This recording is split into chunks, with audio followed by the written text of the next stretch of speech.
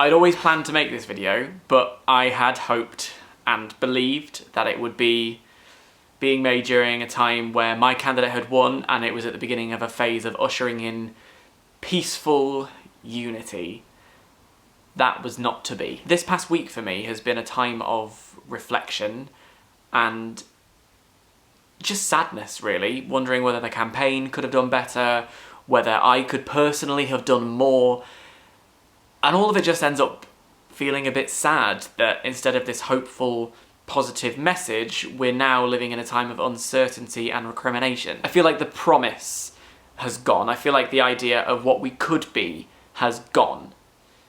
And I'm sad about that. After the result was announced, pretty quickly I started thinking about everything logically, and when I do that, I remember that the political system was designed to avoid a dictatorship, that there are checks and balances, and Republicans in the Senate and in the House that were staunchly against this man and will hopefully keep some of his wilder ideas in check. It's not things like the wall that I'm worried about, because these ideas are so ridiculous that they couldn't possibly happen. It's more the way the rhetoric, the divisive, hate-filled rhetoric, has been given credence. It's the fact that now people of colour and LGBTQ plus people and women feel uncomfortable and unsafe because certain attitudes feel like they have been rewarded with a stronger voice.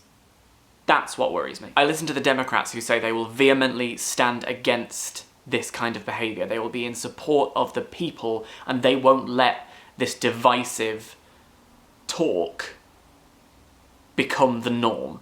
And that calms me. That makes me feel like, okay, it's not for long and there are things that we can do to make sure that the time we do have to bear this is easier. And then I see this picture of Hillary, and this one, and this one, and especially this one, and my heart breaks all over again for the injustice of it all. I am frustrated as all hell by what's happened, but what makes me even more frustrated as time goes on is the people reacting to it and engaging in finger-pointing and placing blame and counterfactuals rather than looking objectively at the wider issues that we're facing right now and what that says to us about what we have to do going forward. I'll address that properly another time, but right now I want to focus on one thing that I've had tweeted to me over and over and over again, which is that this decision has made people feel like there is nothing they can do and that they have lost all hope. If you're an American, but anywhere else in the world, please do remember that politics and democracy don't come around every 4 years or whenever you have a general election. It happens all the time, every day, and your voice matters all the time, every day. Whether that's giving up your time to work in the community, whether that is donating any money you can to organisations that will need your help right now, whether that's getting on the phone and letting your representatives, your congressmen, your senators know how you feel, that is something that you can do every single day. In 2018, there are midterms where you can vote in new senators and new House representatives in order to make it so that you have the government that you want to represent you. I, for one, am not going to let this defeat me, because there are attics across America littered with signs and trinkets from failed campaigns gone by. Jesse Jackson, Al Gore, John Kerry. I will look at every piece of Hillary merchandise that I own, and I will remember this feeling, and I will let it remind me to do something, because I think to just feel sad and give up would be a disservice to her message, and to the millions of people across the world who dreamed through this campaign. Believe it or not, there are some positives to take from this campaign. Texas, an incredibly red state, was lost by Obama in 2012 by 16 percentage points. Hillary lost it by 9. That's progress. A slew of down-ticket Democrats were elected, people like Kamala Harris and Tammy Duckworth and so many others. There is hope looking forward.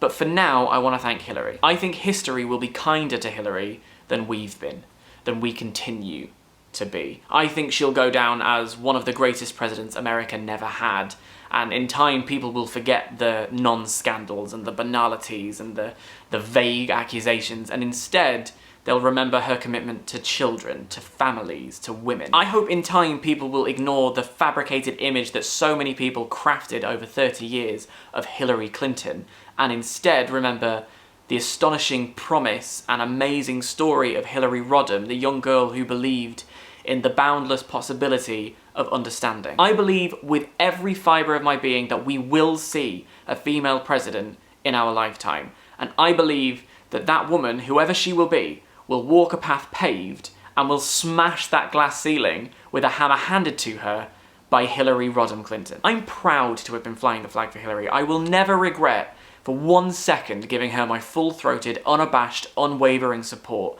I believed in her, and I still do. And in her own words, never stop believing that fighting for what's right is worth it. The campaign is finished, but the work carries on. I will go forward buoyed by her tenacity, moved by her humility, inspired by her courage, and frustrated into action by the unfulfilled dream of what could have been.